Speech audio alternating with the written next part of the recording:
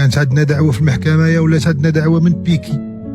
والشرف الدنيا سبحان الله العظيم، عمرك ما تيأس من رحمه الله وعمرك ما تقنط.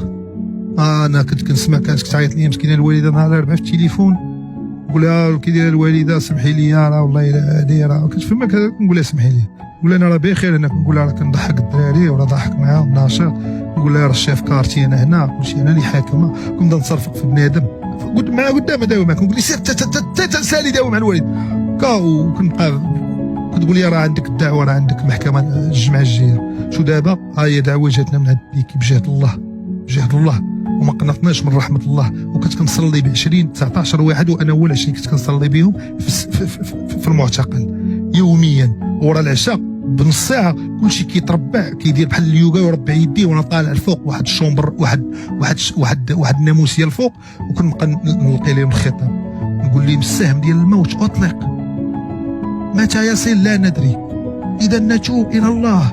فاش دخلت لقيت السالي كيصليو، فاش خليت كلشي كيصلي.